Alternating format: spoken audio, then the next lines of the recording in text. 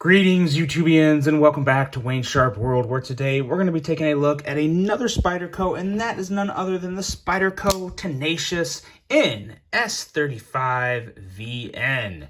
Now, before I go any further into this review, though, I'd like to let you guys know that today's episode is brought to you by White Mountain Knives. Check them out for all of your knife and EDC needs, and use the code WSW10 for 10% off any purchase you make at White Mountain Knives. It's a pretty darn good deal, and I really appreciate White Mountain Knives' support of this channel. Now, if you like what you're seeing on my channel, also consider hitting that subscribe button. Greatly helps the channel, and I plan on bringing you guys a lot more good content for the foreseeable future. I'm not going away anytime soon, and love doing what I do and communicating with the knife community. Now, with all that being said, let's get on into this review, and let's take a look at some overall specs on this knife right here.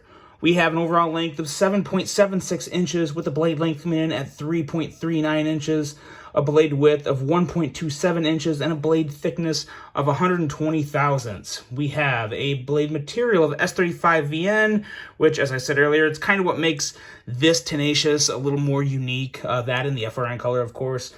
We have that good old Spyderco drop point blade with that good old Spyderco full flat grind, a handle length of 4.38 inches, and a handle thickness of 460 thousandths.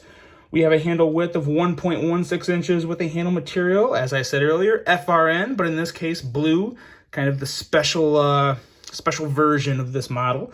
And we have a locking mechanism of a liner lock, something you don't see on a lot of Spydercos, but they do a pretty darn good job of this one. And we have a user of, as you know it, right or left hand, tip up or tip down carry. You put that clip basically wherever you want on this handle and carry it how you please. And a weight of 3.8 ounces with a price, which is the only thing that is a little high on this knife. Normally, this knife is liked by everyone as a budget knife because it's closer to like the $55, $58 range. This guy's coming in at $98, and that is 100% because of this S35VN steel. Now let's do some size comparisons. This is a good size knife. Definitely not small by any means. And the way it sits on the clip there, it like elevates itself up off the table. Kind of cool. But let's keep it all within the Spyderco family today. Let's go Spyderco Shaman, and let's go Spyderco Smock. I really love my Spyderco family within my collection. It's taken some years to put it together, but just love those exotic fiber materials, or handle materials. Handle materials made out of carbon fiber from Fat Carbon, really good stuff, and Sharp Dress Knives made both of these scales. So if you're looking for some specialty scales for your Spydercos, definitely worth checking out Sharp Dress Knives. But as you can see, kind of close to the length of both of these knives, just a little shorter though. In terms of handle width, it is pretty similar to the Shaman though, it's worth pointing out. And we've got one more pairing of Spydercos, and I'm willing to bet you guys can probably all guess what they are.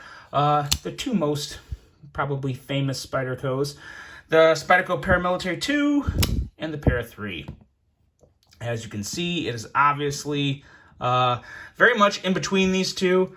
The Paramilitary 2 is just a hair longer. It's kind of hard to tell the way the Tenacious sits flat and doesn't quite lean over to a side. It kind of throws the angles off. But it is just a little shorter than the PM2 and a little longer than the Para 3. So right there in between, a nice happy medium.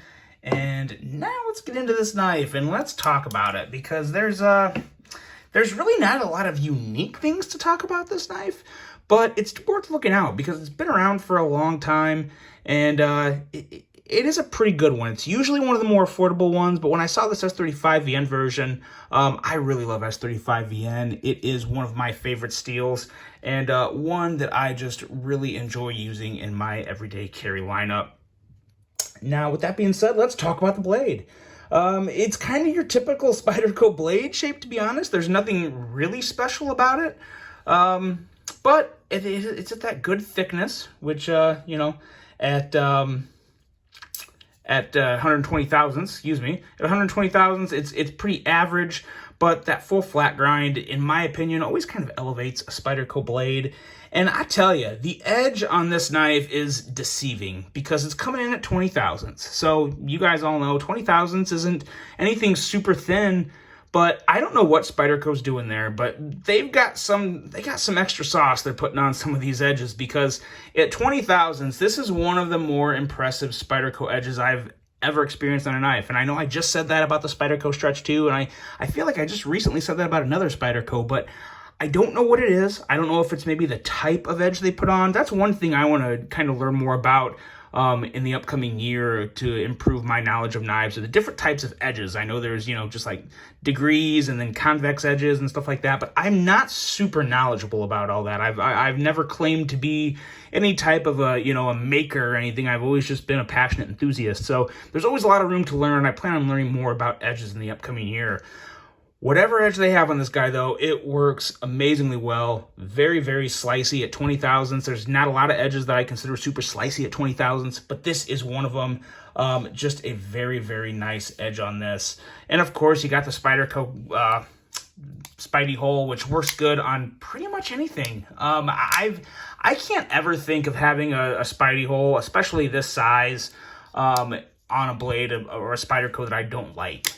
Because it just makes that slow roll so easy, and you never really have a lot of getting it caught or making it hard. It just makes it so easy to deploy that blade. It works for anybody, whether it's, you know, a younger teenage kid that just got his first knife, someone in the middle of the road like me, or an older guy that, you know, maybe just likes the older style slow roll, or older person.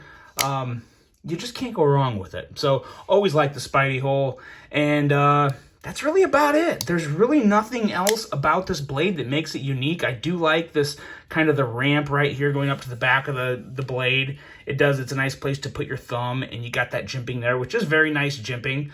And that's really about it for the blade. But it does stand out from the crowd with that edge they have on it. I don't know what's so special about it, but it really does work amazingly well. Now, going into the handle and ergos, the ergos are solid, but they're not, you know, great. The FRN doesn't do it any favors. And in terms of all these other Spydercos you saw, I do like the ergos on this better than the Smock. But as far as the PM2, the Para 3, the Shaman, I like all three of those better than the ergos on the Tenacious. But the Tenacious has never been like a premium model from Spyderco. It's always been kind of that entry-level Spyderco. And it's a great entry-level Spyderco at $98. You know, it's kind of expensive for what it is, but you're not supposed to get all the bells and whistles on a Tenacious. So that's just, it's worth knowing when you're looking to buy a Spyderco. Everything about the handle, in all honesty, it's kind of meh for me. It's nothing bad, but it's just nothing that really excites me. You got a pretty stiff liner lock, which in a way, and at the end of the day, a stiff liner lock is probably a good thing, because you don't ever have to worry about the blade coming down on you. The clip is okay, but this knife kind of rides too high for me. I'm obviously going to move that over here and not be carrying it tip down, definitely tip up carry. But even when you have the clip here, you're looking at probably about, probably like that much knife sticking out, which is not ideal. That's definitely too much for me. So not a big fan of that. It definitely would need a Lynch deep carry clip, as most Spydercos do, in my opinion. And that's really about it for the handle. The handle is nothing to really, like I said, it's your typical, regular, average Spyderco handle. But I will say one thing about this blue. I've said in the past, I usually don't like full blue handles because they get to making a knife look like a toy. This one, I like the shade of the blue. It's kind of a deep royal blue. So the deep royal blue kind of takes away from just the, the light blue or the toyish blue. I don't know. I'm kind of weird with color shades sometimes, but this is kind of okay for me. It's not bad. Going into the action is kind of stiff on this. Now this this blade is running on washers, as you can see there, which is, I find a little odd. You can actually see the washers through the screw holes on the top of the handle. But as you can see, there are the phosphor bronze washers there. So that's fine. I mean, it's going to make for a good user knife. There is one thing. This knife would excel as a good, user, especially with that S35VN steel. I think that's kind of the main target sector for this knife in terms of marketing. And it's not something you're necessarily going to collect, but it is something that you could use on a daily basis, and it would work pretty well. But I just do find it to be weird that you can see those washers there. It's a little odd. But regardless, running on washers, it does take away from the actual, and there's no drop shuttiness or anything. In terms of deploying it, there's really the best way is definitely the middle finger flick, and that is surprisingly good. I'm a little confused on how that works, but nothing else. Like the thumb roll is fine, but if you're gonna like flip it out with your thumb, you have to really give it some wrist. Definitely not one I could just flip out with my thumb like that. Most other Spydercos I can. This one, there it went. I had it perfectly placed in my hand, but to just generally sit here and flip it out with no wrist, you can't do it because it's that stiff. Little wrist though, it comes out, but you do that middle finger flick, and it comes out very easy, and it actually feels pretty good. You got to have a, kind of a strong middle finger to kick it out there, but as long as you make sure you kick the blade up and not, if you go out, it won't really work that well. You have to make an effort to shoot it up, and if you can do that, it works very well. And the action is, I guess when you're flicking it like that, middle finger flicking it like that, it is above average, but it's nothing great.